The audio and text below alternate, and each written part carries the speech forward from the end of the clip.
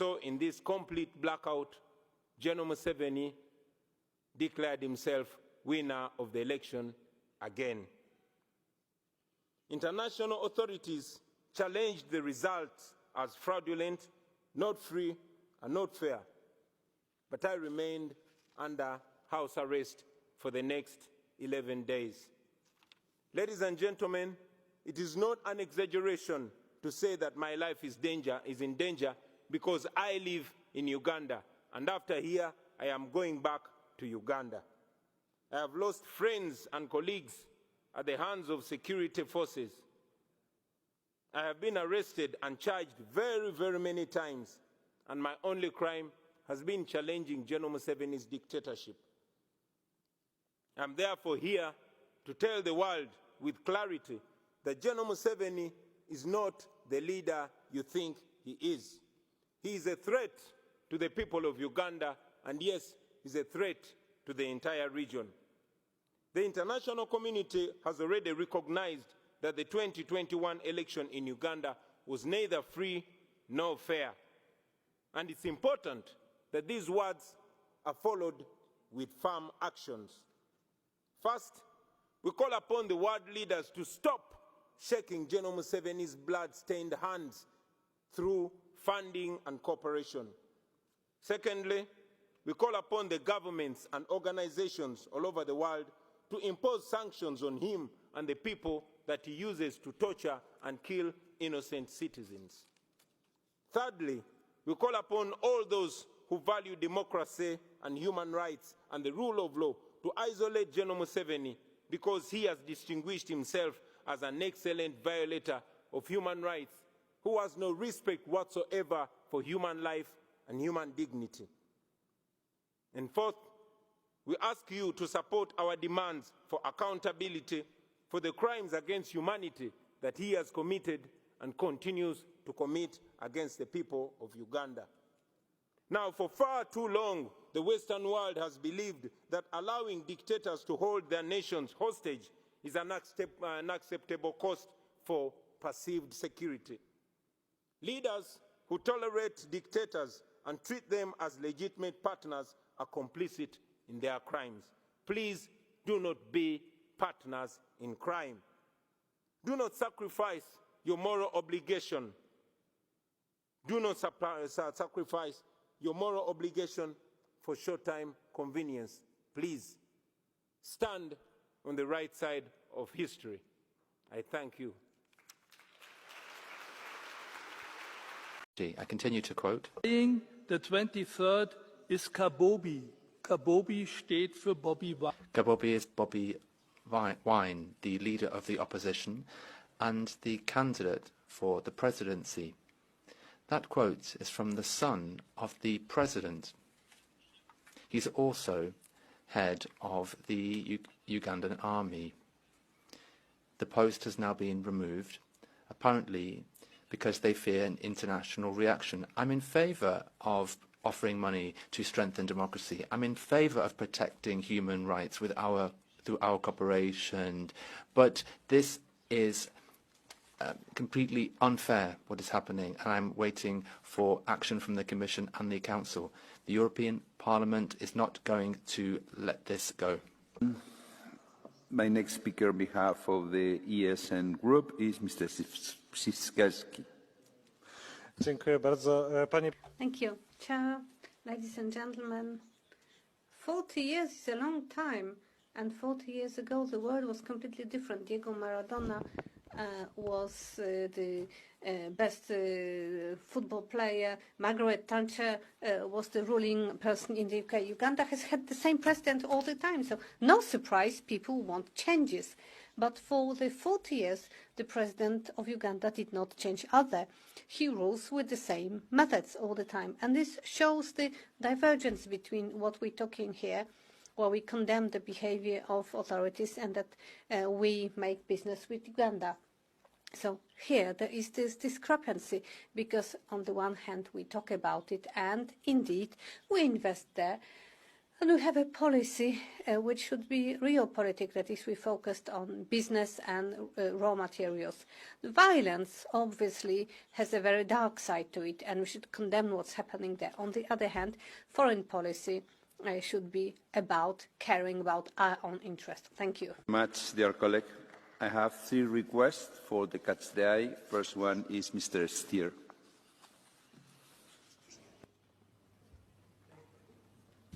Thank you, Mr. Chairman. Well, the situation in Uganda is not only a problem for Bobi Wine. Of course, it is for him and his family. It's not only a problem for Uganda, for the country. We've seen that last year in Tanzania. We unfortunately are seeing that in other parts of Africa. But this is also a failure for us. It's a failure of our development cooperation policy. Because I will remind that in the UN, SDGs, the 16th SDG is about good governance, and this is exactly what is lacking, for example, in Uganda. And then we are thinking, why is the case that for every euro that we are sending in our development cooperation, there are 10 times more euros that are evaporating in corruption in these countries. This is because there is no accountability, because the opposition is treated in that way, because we have presidents that are in the 7th mandate without any checks and balances. This is a failure also of our development cooperation policy. Thank you. Muchas gracias, señor Stier. Señor López Aguilar. Dear Chair, President, González Pons, Commissioner, more than 10 years ago, my first mandate is this European Parliament. I was a member of a EU electoral observation mission to Uganda, a country long tormented by oppressive, brutal regimes. Museveni was elected. So many years after, Museveni is still in place, but democracy has been eroded, human rights continue to be violated. I had the opportunity to check the importance and the weight of EU diplomacy on the spot in Uganda. So it summed up with the embassies of the member states, and still we're still powerless in order to make the right point to bring about fair, credible elections in Uganda. Insofar, there is something we can do. It's make the case for human rights violated of the leaders of the opposition, so that the European message is still heard in Kampala, in Uganda, and all over the place, that we do care about those leaders of the opposition which are so unfairly prosecuted against. So please, Commissioner, take the message. Action is needed in Uganda, Kampala. Thank you. Muchas gracias, señor López Aguilar. Mr. Tinkinen, C210. Mr. President, Uganda's president, who has been in power for more than 40 years, has placed the only credible opposition candidate under house arrest. 40 years in power, and challengers are put under house arrest. This is not democracy, it is criminal. Now listen to what the EU's official policy is at the same time regarding its support for Uganda. The EU cooperates with Uganda to promote the country's green transition, support sustainable and inclusive job creation and investment growth, and strengthen democratic governance that advances social inclusion and human rights. It seems the support policy has not been very successful. The EU must now decide whether we want to continue financing these regimes that laugh at our declarations with gold teeth flashing, or is it time to adopt a new mantra for development aid as well? Here we draw the line. Thank you. Thank you very much, dear colleague. Madam Commissioner, you have the floor.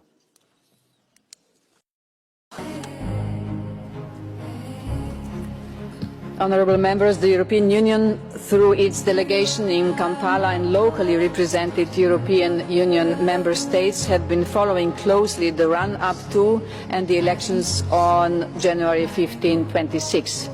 These engagements included meetings with all political parties, including with the National Unity Platform, as well as with electoral bodies and with government and the leadership of the Ugandan People's Defence Forces. An EU-funded project focused on electoral violence prevention called Let's Talk Peace was launched ahead of the campaign, which was welcomed by stakeholders across political lines.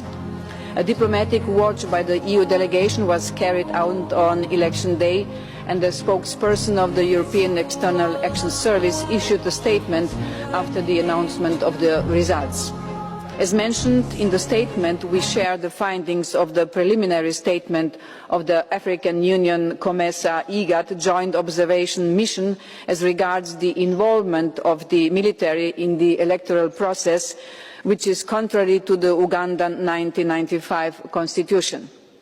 Furthermore, the Internet shutdown implemented 2 days before the elections clearly limited access to information and freedom of association. We are also very concerned with the arbitrary arrests and suspension of numerous civil society organisations ahead of the elections. We call for investigations and accountability following the reports of death, violence and detentions of opposition politicians and human rights defenders, as well as for clarification of the current situation of Bobi Wine in particular. We call on all political actors to exercise restraint, to refrain from violence or incitement. The EU, despite the current challenges, will continue engagement with Uganda on a broad-based agenda based on shared interest and mutual respect, including on trade, critical raw materials. Our cooperation and humanitarian programmes promote a Team Europe approach, exploring opportunities for transformative projects, including under the Global Gateway. At the same time, the EU, through an open dialogue with Ugandan authorities, will continue to advocate for the respect of human rights and democratic principles and to follow up on anti-discrimination measures. The EU will continue to stand by civil society organisations and support them in line with their needs and our values and principles.